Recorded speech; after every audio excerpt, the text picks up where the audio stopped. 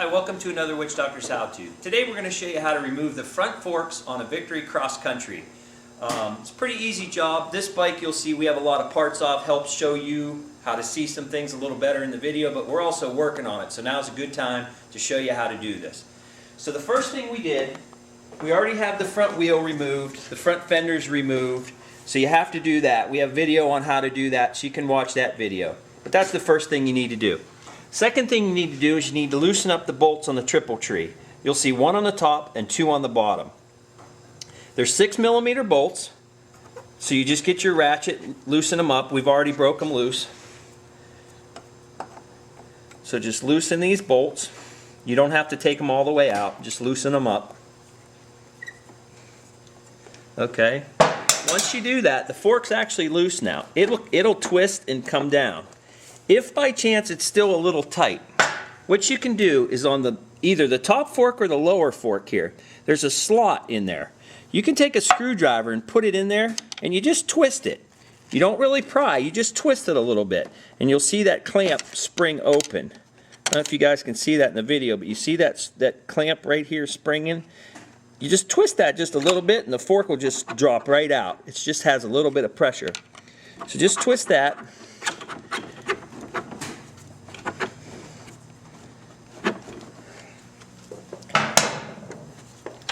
And then the fork will pop right out, just like that. So you do the exact same thing on the other side.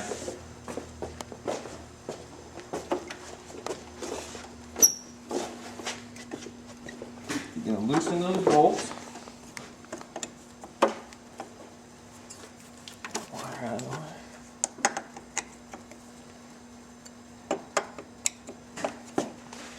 And like I said, these bolts, we already have them loose for work we're doing, but so you'll have to use a ratchet to break that loose, and then you can use this wrench. And then you're just going to twist it. You can see this one comes down. If it was a little tighter, you could do that little pry trick I told you. And pull it down. And that's all there is to it. It comes out just like that. Next thing we'll show you is how to change the oil. Okay, so the one thing you're going to do to get the oil out is I like to hold it in a vise. This is a pretty big vise. If you guys don't have a big vise, don't know what to tell you. You just need a vise big enough to kind of grab onto here. So I put a rag in there first so we don't scratch anything. And you don't clamp this in the vise so tight you break stuff. You're just having it as an extra holding hand. So you want to put that bottom piece in there. Okay? Just enough to hold it. You can see it's still loose. It's just holding in there. Now, down inside here is a drain bolt. Okay, it's kind of hard to see, it's way up in there, but there's a bolt in there.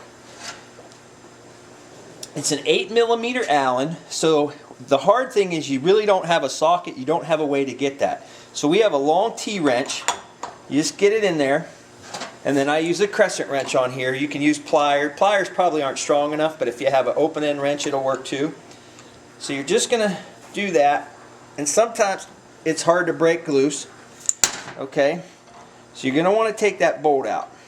Now, this bolt has a washer on it. And it's kind of hard to get out of there. You got to kind of monkey with it a little bit and kind of pull it out with the wrench. There's a washer on that bolt. Let's see if we can get it this way.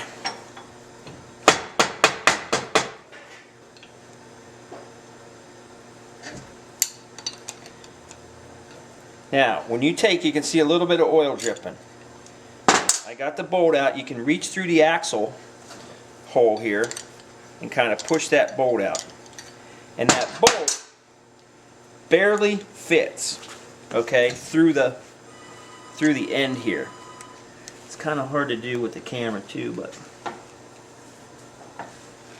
that bolt will barely fit. Now, if you want to keep the strut kind of angled this way, or the oil's going to run out. And you'll have a real mess. You can see that bolt just barely fits through there. Okay. Now, on this one, the washer didn't come out. It's still stuck down in there, so just be careful, but you'll see there'll be a little gasket washer on there.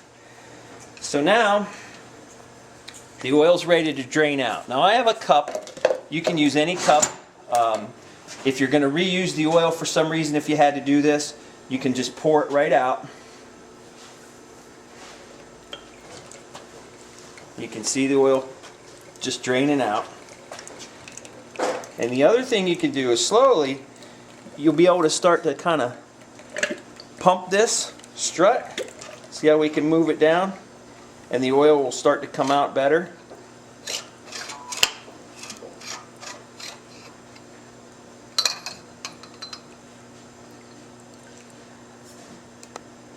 You just kind of pull it down.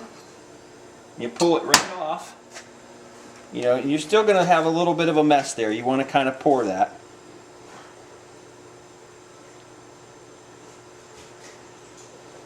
Okay, so that's just an easy way to drain it. So we'll let this drain here for a little bit and we'll be right back. Okay, so everything's pretty well drained and we have all the pieces here. The fluid, this is a mixing cup from a paint store, okay? If you have anything that can measure, you want to kind of know how much fluid came out, and then you got to check in a shop manual to see how much cc's you have to put back in. But you want to make sure, this just gives you an idea, unless your forks are leaking, it gives you an idea of if you lost any, you compare that to what new is. So that's just kind of what we do there. Now, I'll tell you a little trick about putting this back together, because when you go to slide this tube back on here, you have this seal here. They always recommend, whenever you do something like this, to replace the seals. This is just a wiper seal. The other seals are inside there. Again, this bike's almost brand new, and we're doing some work on it, so I'm not going to replace all that stuff.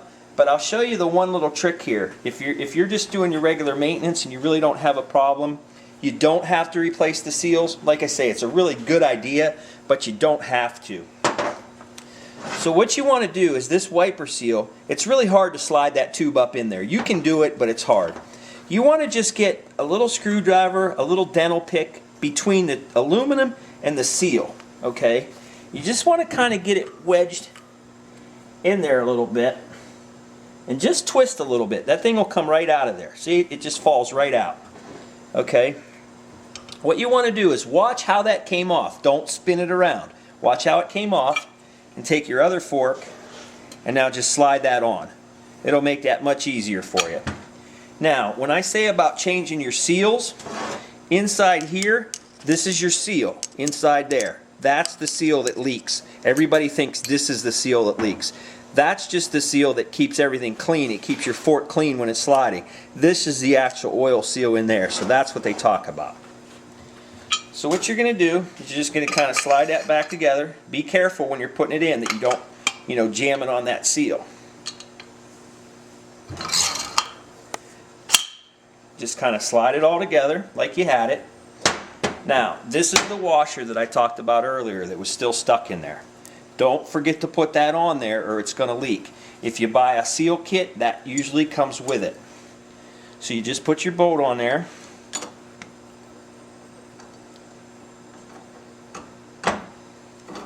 And you just screw that bolt in.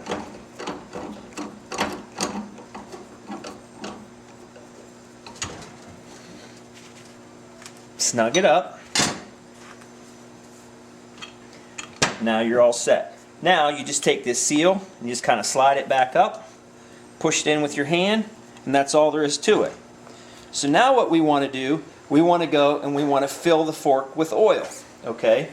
So again, I just use the vise.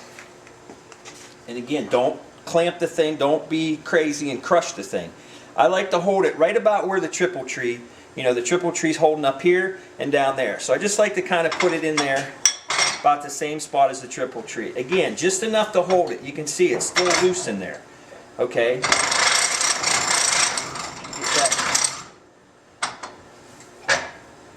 There. So it's just enough so it doesn't twist.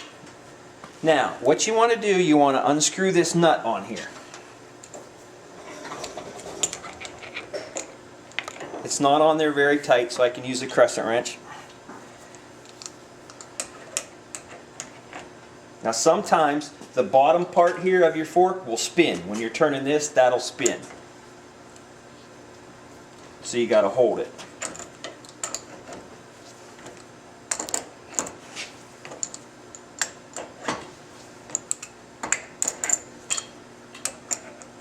this is just a cap in here. It's basically all this is. It's got an O-ring on it.